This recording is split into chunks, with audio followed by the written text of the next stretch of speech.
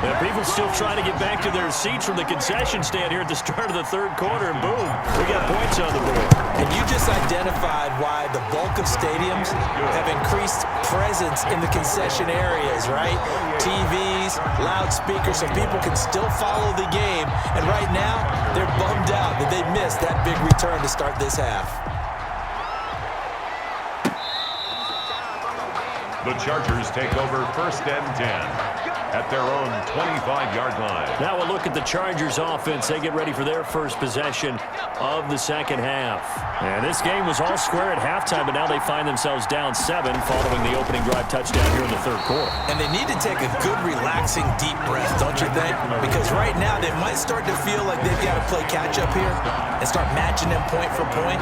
But it's still too early to get there. They can still run their offense. Plenty of time to get back in this game. Once more, here's Eckler. And they're able to get this one across the 35. Give them 14 on that one and a first down. 1st and 10 at the 36-yard line.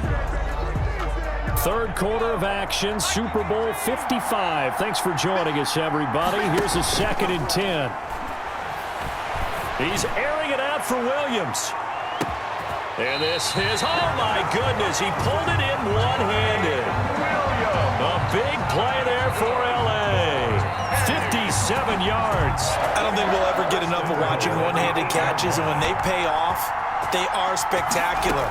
But how about the times they don't pay off and coaches go, two hands still works. I know, but they go for them so often now that I'm almost starting to take them for granted. Yeah, that's unbelievable, isn't it? Because these are sensational type plays. Especially that one with a defender right there. And he takes it in for a Charger touchdown. Tyrod Taylor, his 2nd touchdown of this Super Bowl. And the Chargers are an extra point away from tying this thing up. For the extra point. Defensively by now, you know his ability. You know he has it in him to take off and run. Yeah, because they knew coming into this game, but we've already seen examples in this contest that he can run the football. I think they're going to examine different ways to rush him now. Are they going to do it with different lanes? Are they going to use a spy? But they have to come up with options because right now, he's hurting them. Ty Long set to kick off. So a tie ball game here as the kick's away. Jackson now to return. And he's up across the 25 and down at the 28.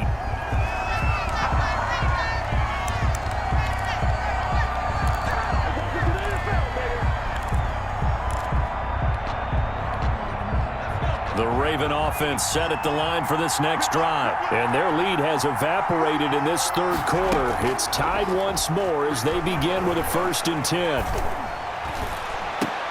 Now a throw right side taken in here to start this drive. Give him 13 yards on the opening play of the drive and also give him a first down. 1st and 10 at the 41-yard line. On the run, this is Jackson. And very little daylight there. He'll get a couple up to the 44. The last run good for 2. Here's 2nd and 8. A gain of 2 brings up 2nd and 8. At the 40. McSorley sets to pass, eluding the pressure right. And he fires one incomplete. That was an interesting look there because as soon as he got outside the pocket, I thought he was going to take off and run for yardage. But what often happens now with these quarterbacks who can move, defenses want to try and keep bodies in front of them, and I think that discouraged him from taking off and made him try and pass downfield that fell incomplete. 16 yards on that one and a Raven first. So from Charger territory now, here's a 1st and 10 right at the 40. We often hear the phrase sure-handed tight ends, and he certainly fits into that category. Plus, he's got a quarterback who knows to look his way when they need a big pickup. And on this play, he finds it for the first down. Give him 4 yards there on the first down keeper. On the pickup. 1 quarter remains here in the Super Bowl. We'll return with more after this. This is the NFL, and it's on EA Sports. from the 36. McSorley, a short throw caught by Andrews. And he gets this one inside the 15, just a yard or two shy of the 10. That one good for 26 and a first down. At the 11-yard line. Out of the gun, they give to Ingram. And he'll take this one inside the 10, down to the 8. Number 21, Mark Ingram, the ball carrier. Give him 3 on first down. It'll set up a 2nd and 7. Brings up 2nd and 7. They run with Jackson out of the gun. They'll get this halfway home from the 8 to the 4 on a gain of 4. As big of a play as we've had in this one so far. This is 3rd and 3. They run again with Jackson. Well, this is going to depend on the spot, but it's not a very generous one. He looks to be about a yard or so short. Have to kick this field goal, don't you? No question about it. Look at the clock. Look at the situation. Kick the field goal. Tie game, 4th quarter, and they're going for this thing on 4th down. They'll try and run for it. And he is into the end zone for a Baltimore touchdown. Lamar Jackson with his 3rd touchdown of this Super Bowl. And the Ravens have broken the tie. He's got the hat trick, 3 touchdowns now. Did you throw yours? Did you throw yours I out? didn't have mine. You've got yours. You've got one of those Abe Lincoln hats. Yeah, and that stovepipe is going right out there for him. A nose for the end zone. 3rd time today. I think he deserves a tip of the cap. Tucker now to kick it away following the touchdown. Here's Reed returning. And they're going to start this drive in pretty good shape up past the 30. The Chargers take over 1st and 10 at their own 31-yard line. So now Tyrod Taylor and the Chargers down by 7, 2:01 remaining. And he can't get a throw away. He's taken down. Super Bowl 55 hitting the home stretch, less than 2 minutes to go. So it's Charger football as we welcome you back from the 2-minute warning. And let's see what they've come up with offensively after having time to talk it over. And, a crusher there as it's intercepted. Picked off here by Jimmy Smith. And they are going to set up shop at the 40-yard line. The Ravens take over 1st and 10 at the 40-yard line. This is Ingram on 1st and 10.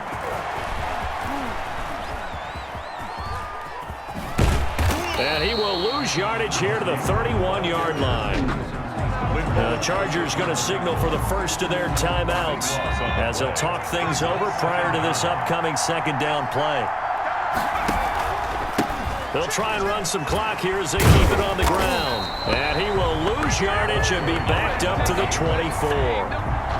It's a loss of 7. And now it's 3rd down.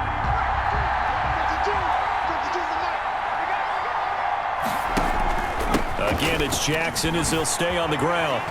Oh, that's just not fair, and now room to run. He's at the 30.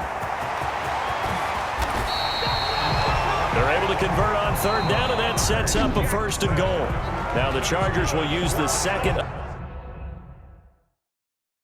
of their timeouts, and they'll be disappointed to have to burn one there after giving up the 1st down. They'll look to run with Ingram. Oh, no, he lost the football. And picked up by the Chargers. And the Chargers are going to have 1st and goal as they try to finish off this drive with 6 points. All I know, partners, that with every play call that came in, there was a little discussion about, hey, we can seal this bad boy. We can really put ourselves in a great spot to take total control. And yet they find a way to cough it up. Yeah, the 2-score game. And, a crusher there as it's intercepted. It's Chuck Clark picking it off. And they have the football and will take over at the 24-yard line. The Ravens take over 1st and 10 at their own 24. The drive starts here with a carry by Ingram.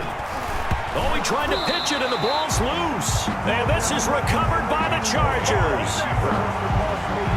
Whenever I see a team turn it over on back-to-back drives, fumbles on their last 2, I know one person's blood pressure who is starting to rise, and that's the head coach. Absolutely. And when's it going to go down? When they stop fumbling? When they stop fumbling and after he's assessed it. And yes, he's into the end zone. So they get the late score they needed. And now the extra point can tie this thing up in the final minute. And while it appears the heavy lifting was accomplished by scoring the touchdown, they're still down one. That extra point is not a gimme. And it is good. There were about 70,000 people about to turn blue from holding their breaths, but it's good, and this Super Bowl is tied. So here comes the kickoff now, all even here in this fourth quarter. Now this will make it into the end zone. And beyond the 20, but not by much. In fact, just a yard pass there to the 21. At their own 22-yard line. Here's the defense for Los Angeles as they head out to set up shop. The situation, tie game. They're just hoping to keep it that way, aren't they? They are, and right now everything is really being dictated by how they're going to attack offensively. Will they take a knee and just try and get to overtime? Will they try and run some big plays? Got to stay loose and alert and be ready for anything on defense. Got to think they're going to try to get in field goal range here, right? You would think so, but some of them will look at the clock and say, I'm better off taking my chances in overtime because I might turn it over here. So you just have to be prepared. He'll try and run it. And he takes this one down almost all the way to the 30. It's a gain of 35. On that play, as you saw the route start to develop downfield, I got the sense that maybe the run would set up for him, and he took full advantage.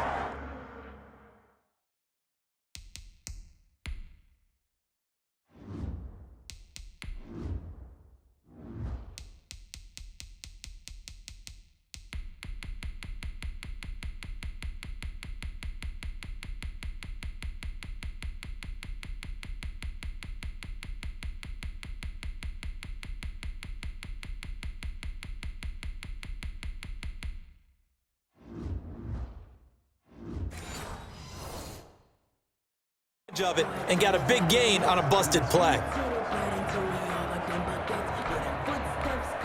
So the big play changes the complexion of things. Here's 1st and 10 just outside the 30. Now it's Jackson. And only able to get 2 here. Stopped at the 30. Brought down at the 30-yard line. 2 yards on the pickup. It's 2nd and 8. And a timeout comes in. The whistles blow with 3 seconds remaining. So it's up now to one of the most accurate kickers in NFL history, Justin Tucker. And a timeout comes in. The whistles blow with 3 seconds remaining. So it's up now to one of the most accurate kickers in NFL history, Justin Tucker. This undoubtedly the biggest kick of his life. I don't think this will even, nope, it doesn't even get there. Well short, and that changes everything here in OT. Overtime in a playoff game, awesome setup. Remember, the rules the same as they would be in the regular season. That's exactly right, Brandon. Remember, the receiving team, if they score a touchdown, game is over. But if they kick a field goal or don't score, the other team gets a chance to get the football. They get a possession. If they go down and score, they win the football game at that point. If both teams kick field goals, we keep playing. If a defense scores, let's say the receiving team gets the ball, doesn't score, or they throw a pick six or fumble, gets picked up, the defense scores, game over. But here's the best part. In the regular season, only 1 period is played. We could call it a tie. Here, we're going to play until we have a winner. That's a pretty strong return to start this overtime, and you know that if you run some decent offense, you should have a shot at a field goal. But I'd have to think to myself, I want the 6 points. I want this game over now. I don't want to give the other team a chance to come back and beat me. Oh, and it's intercepted. It's the former Seahawk, Earl Thomas. And a great return as he takes this up just shy of the 45. A costly...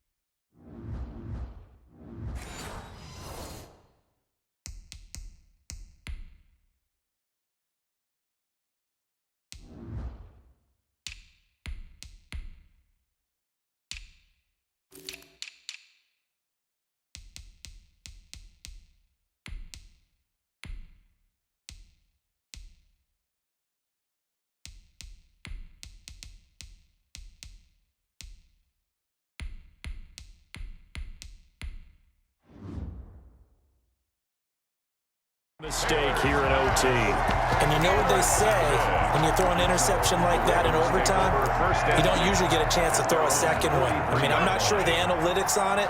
Let's ask Marvin, our statistician, to ring that down for us. That's typically how coaches and teams feel about it. If you throw one, you likely cost yourself the game. And it's caught. Touchdown. They win the Super Bowl. And it's all over.